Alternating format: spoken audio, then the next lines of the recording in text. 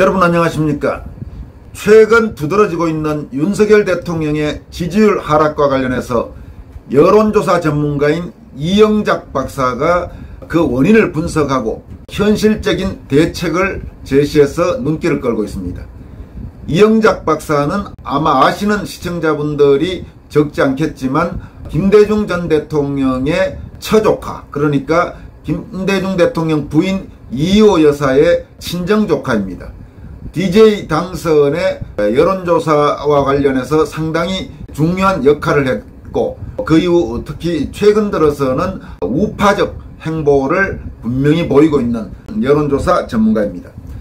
이영작 박사는 윤석열 대통령의 지지율 하락, 이제 구체적으로는 지지율이 아니고 긍정평가율이라고 표현했습니다만, 그 긍정평가율이 낮아지고 있는 가장 큰 이유로 윤석열의 연못 구어 정치가 가장 큰 문제다. 즉 나무에 올라가서 물고기를 구한다는 뜻의 연못 구어, 그러니까 현실성이 별로 없는 접근법을 들었습니다. 구체적으로 윤석열 대통령이 당선 후 가장 먼저 한 것이 광주 5.18 행사에 가서 주먹을 쥐고 좌파 애국가를 부른 것이다. 영남의 지지를 받고 당선되고 호남에 가서 당선 인사하는 꼴이다.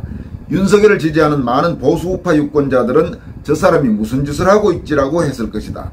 나부터 그랬다. 이렇게 지적했습니다. 그러면서 윤석열은 김대중이 아니다. 김대중은 뭔 일을 해도 호남에서 절대적으로 지지를 해주는 사람이었지만 윤석열은 그런 스타일이 전혀 아니다라는 점을 상기시켰습니다.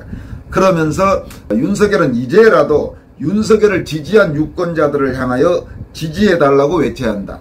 통합정치란 말뿐이지 현실에서 있을 수 없는 망상이다. 이러면서 윤석열이 통합을 말하면 호남과 좌파에게 지지해달라고 외치는 것이고 이는 어리석은 아마추어 정치다. 이렇게 말했습니다.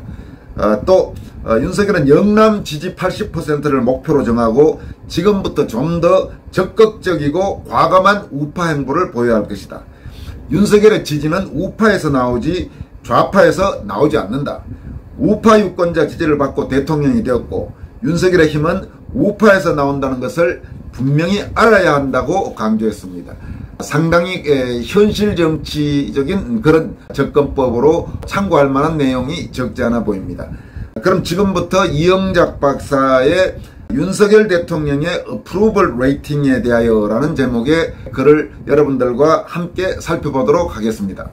현재 언론이 보도하는 대통령 지지율은 정확한 표현이 아니고 업무가 만족스러우냐 또는 만족스럽지 못하냐에 대한 유권자들의 평가다. 지지율과 관계가 없다고 할 수는 없지만 윤석열 정부의 국정집행에 대한 긍정평가율이라고 하는 것이 정확한 표현이다. 미국에서는 approval rating이라고 한다. 윤석열 대통령의 긍정평가율이 30%대로 떨어졌다. 윤석열 정부가 하는 일이 만족스럽지 못하다는 평가인데 민주당은 물실혹이라 윤석열 대통령 탄핵 운운하면서 윤석열 정부를 흔들어대고 윤석열 대통령은 어쩔 줄 모르고 헤맨다. 여당 일부는 숨어서 총질하는 조짐까지 보인다. 누가 그러는지 짐작은 가지만 숨어서 하는 것을 보면 무시해도 될 것 같다. 정권 초기에 왜 이런 현상이 생길까? 미국 정치를 보면 레이건도 클린턴도 정권 초기에 이런 현상을 겪은 일이 있었다. 그래도 결국 성공한 정권으로 미국 국민들은 기억한다. 낮은 긍정평가율의 여당은 호남에 대한 진심을 보여드리겠다. 호남의 예산 폭탄을 떨어뜨리겠다. 대선 지방선거 공약을 적극 이행하겠다는 등 호남에 호소하면서 만회를 시도한다.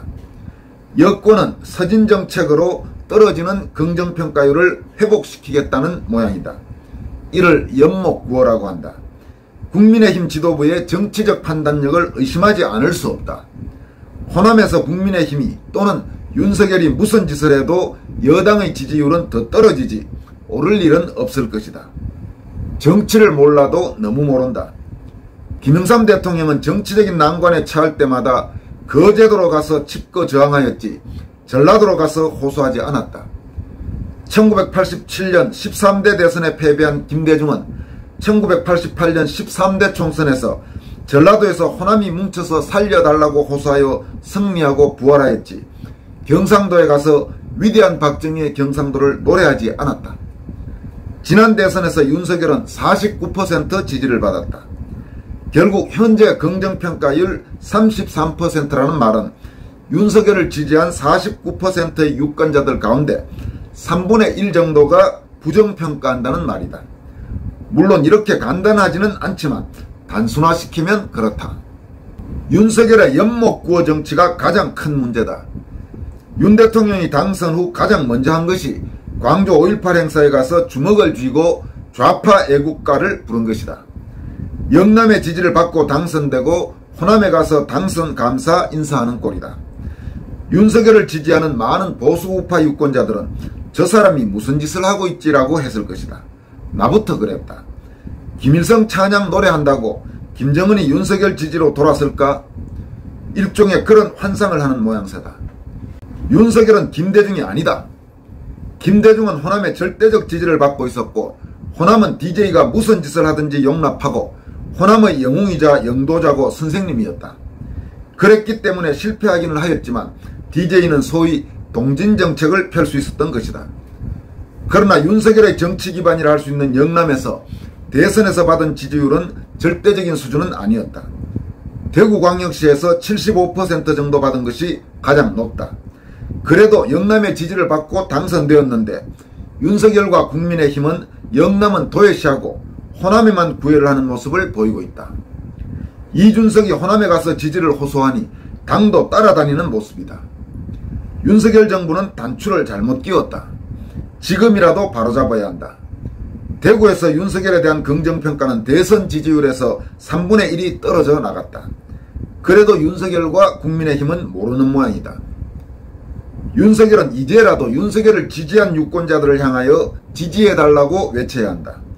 통합정치란 말뿐이지 현실에서 있을 수 없는 망상이다. 윤석열이 통합을 말하면 호남과 좌파에게 지지해달라고 외치는 것이고 이는 어리석은 아마추어 정치다. 윤석열은 단순하고 과감해야 한다. 상징적인 것부터 해야 한다. 문재인이 시작한 한전공대 정부 지원 중단하고 인근 전남대학교 또는 조선대학교와 합병을 추진해야 한다. 동시에 작은 정부를 적극 추진하고 규제 해제하고 감세를 과감하게 해야 할 것이다. 레이건이 편 정책에서 배울 점이 많다. 그리고 영남 경제를 살리는 일부터 시작해야 한다. 좌파와 민노총은 대우조선 불법 파업에서 희생자를 내어 열사정국을 만들어 윤석열 정권을 흔들려는 음모를 하는 것 같다. 이에 대하여 우파들과 우파단체는 미리 기대하고 준비하고 국민들에게 알리어 열사정국의 국민을 준비시켜야 한다. 윤석열은 법치와 공정과 상식의 정부를 약속하였고 그대로 해야 한다. 현재 당은 도움이 별로 안 되지만 그래도 당정관계를 강화하는 것이 중요할 것 같다. 윤석열 정권이 또 알아야 할 것은 경제가 나쁘면 대통령의 긍정평가율은 무엇을 해도 어렵다. 민생을 이기는 정치는 없다는 말이다. 지금까지 윤석열이 잘못한 것은 없다. 그러나 눈에 띄는 것도 광주 5.18에 가서 주먹을 쥐고 종북 좌파의 국가 임의 행진곡 부른 것 외에 없다는 것이 문제다. 영남 지지 80%를 목표로 정하고 지금부터는 좀 더 적극적이고 과감한 우파 행보를 보여야 할 것이다. 지지는 우파에서 나오지 좌파에서 나오지 않는다. 우파 유권자 지지를 받았고 대통령이 되었고 윤석열의 힘은 우파에서 나온다는 것을 분명히 알아야 할 것이다. 이제 당과 윤석열 정부는 지난 문재인 정부에서 지역 균형 발전을 빙자로 호남에 과도하게 투자한 사실을 밝혀내고 예를 들자면 한전공대, 영남에 과감한 투자를 시작할 때 민심은 돌아서기 시작할 것이다. 동시에 보수 우파 유권자들도 정신 차리고 윤석열이 잘하지 못해도 내가 지지해서 당선된 대통령님을 다시 상기해야 한다. 문재인이 나라를 망쳤고 이재명이 대통령이 되면 안 되기 때문에 당선된 대통령이다. 보수 우파 유권자들도 초심으로 돌아가서 채찍을 들 때는 들더라도 지금은 모두 뭉쳐서 윤석열을 지지하고 응원해야 할 때다. 지금까지 소개해드린 여론조사 전문가인 이영작 박사가 쓴 윤석열 대통령의 어프루벌 레이팅즈, 즉 긍정평가율에 대하여 라는 제목의 글입니다. 현실적으로 윤석열 대통령과 집권 여당인 국민의힘이 지지율 회복을 위해서 참고할 만한 내용들이 적지 않아 보입니다. 다음으로 소개해드릴 글은 박근혜 정부의 마지막 농림축산식품부 장관이었던 김재수 동국대 석좌 교수가 얼마 전 이투데이에 기고한 경제와 외교와 안보 한 배를 탈 때이다라는 제목의 칼럼입니다. 김재수 전 장관은 여러분께 몇 차례 소개해드린 바가 있습니다만은 박근혜 대통령이 재판을 받을 때 모든 재판에 가서 방청했던 전직 장관이죠. 그래서 박근혜의 충신 중에 한 명으로 불리는 공직자입니다. 김재수 전 장관의 칼럼 내용은 다음과 같습니다. 윤석열 대통령의 외교 활동에 대한 기대가 크다. 문재인 정부의 잘못된 외교 안보 정책을 바로잡는 것이 우선이다.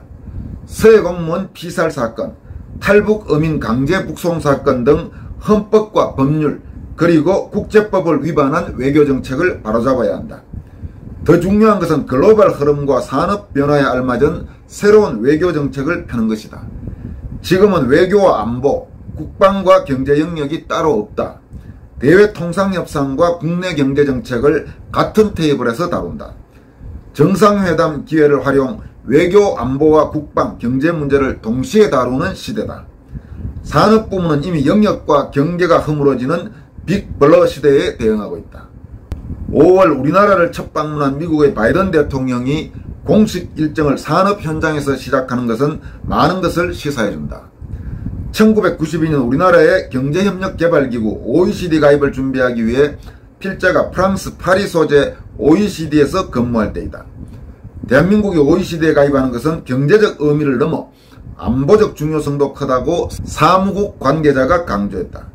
유럽이 2차 대전 후 영내 경제공동체 EC를 구성한 것도 소련의 위협에 대처하기 위함이며 북대서양 조약기구 나토만으로 효과적 대응이 어려워 경제공동체를 통한 억제를 한다는 것이다. 군사적 위협도 경제동맹으로 대응한다는 OECD 관계자 설명에 매우 감명을 받았다. 서구 선진국은 오래전부터 전통 외교 영역을 경제와 안보로 확대했다. 미국과 이스라엘이 1985년에 자유무역협정 FTA를 체결한 것도 비슷한 맥락이다. 지리적으로 FTA 체결 필요성이 크지 않은 미국은 중동의 교두보를 구축하고 안보 위협에 이스라엘과 공동 대처하는 모습이다. 경제와 외교를 한 테이블에 올려놓고 다루는 시대이다. 윤석열 대통령이 최근 나토에 참석하여 여러 나라 정상들과 교류를 갖는 것은 군사, 외교, 안보, 통상, 경제가 맞물려 돌아가는 국제사회 흐름에 부합하는 것이며 오히려 늦은 감이 있다. 역대 대통령 재임 중에 통상, 외교, 안보 분야에 수많은 과제가 제기됐다. 험난한 협정 과정이나 슬기롭게 극복해야 한다. 김대중 대통령 재임 중인 1999년 사상 처음으로 한칠레 FTA를 추진했다. 노무현 대통령 시절에 한미 FTA를 시작했다. 이명박 정부에서 한중 FTA를 시작해 박근혜 정부에서 마무리했다. 피해가 컸던 농업 분야에서 통상협상에 반대가 많았고 갈등도 심했다. 우루과이 라운드 협상 6월부터 쌀 협상, 한중 마늘 협상, 한미 광우병 쇠고기 협상, 한미 FTA 협상 등 쉽게 넘어간 것이 없었다. 장차관이 경질되거나 공직자가 문책되는 아픔도 있었다. 아태지역의 메가 자유무역협정인 포괄적, 점진적, 환태평양 경제동반자 협정 CPTPP는 공식 시작도 하지 못했다. 농업 분야 반대가 심하고 정권교체에 따른 지체도 있었다. 인도태평양 경제 프레임워크 IPEF 등 새로운 통상 어젠다가 줄줄이 다가온다. 세 가지 큰 목표를 설정하고 세부 전략을 수립해야 한다. 첫째, 당면한 글로벌 통상 어젠다는 경제적 측면보다 안보나 국가 전략적 중요성을 강조해야 한다. CPTPP, 쿼드, 플러스, 오커스, IPEF 등은 중국의 확장을 견제하는 자유민주 진영의 공동대응체 성격이 강하다. 당면한 통상 현안을 우리 민족의 생존과 미래가 달린 국가전략이라는 목표로 다뤄야 한다. 둘째, 대한민국 대통령의 글로벌 리더 역할을 강화하는 데 초점을 둬야 한다. 팬데믹 위기, 식량 위기, 전쟁 위기 등 최근의 복합 위기 상황에 우리 대통령의 역할 공간이 많고 충분한 역량도 갖추고 있다. 응고지 세계무역기구 WTO 사무총장도 세계는 다중위기 시대라고 하면서 글로벌 연대와 협력을 강조한다. 세계적 과제인 식량위기를 극복하기 위해서 우리의 식량 작업 성공 스토리가 큰 도움이 될 것이며 연간 5만 톤의 쌀을 원조하고 있다. 이제 우리 활동 공간을 아시아, 아프리카, 중남미로 넓히고 이를 대통령이 주도해야 한다. 필자가 농촌진흥청장 재임 시 대륙을 아우르는 청장급 농업기술협력협의체 코피아 코리아 프로그램 온 인터내셔널 애그리컬처를 구성했다. 2009년 6개국으로 시작한 협의체는 현재 3개 대륙 22개 국가가 참여하는 글로벌 농업기술협력체가 됐다. 아시아 13국은 아파치, 아프리카 23개국은 카파치, 중남미 12국은 콜파치로 기후변화 대응, 병해충 방제, 품종 개발, 유전자원 개발, 식량위기 대응 등 많은 일을 추진한다. 농촌진흥청이 추진하는 해외 농업기술개발 사업은 지난해 OECD가 선정하는 국경을 초월하는 공공부문 혁신 우수 사례로 선정됐다. 대한민국 대통령이 아시아, 아프리카, 중남미 대륙의 정상들을 초청해 글로벌 어젠다를 주도할 시기이다. 셋째, 당면한 어젠다에 여야나 진영, 이념 대립을 벗어나야 한다. 한미 FTA를 시작한 노무현 대통령이 역사적 평가를 받는 이유는 한미 FTA가 한국 경제 발전에 기여하다는 노무현 대통령의 인식이다. 다가오는 글로벌 어젠다에 범부처 협력과 전략적 대응을 기대한다. 이 사항은 박근혜 정부 시절 농림축산식품부 장관을 지낸 김재수 동국대 석좌 교수, 행정고시 출신으로 농림부에서 아주 사무관부터 서기관, 국장 이렇게 아주 핵심 보직들을 다 거치고 농촌진흥청장을 거쳐서 장관을 지낸 김재수 전 장관의 경제와 외교와 안보 한 배를 탈 때이다라는 제목의 칼럼입니다. 물론 국정 운영에 여러 다른 일들도 많죠. 우선 시급한 것은 문재인 정권 시절 저질러진 각종 불법 행위 그리고 적폐에 대한 과감한 청산, 4.15 총선 선거 부정 의혹에 대한 진상규명 이런 부분들이 매우 중요합니다만 이와 함께 이런 글로벌 어젠다 문제에서도 당연히 관심을 갖고 대응을 해야 하는 것 아닌가 싶습니다. 여기까지 하겠습니다. 여러분 고맙습니다.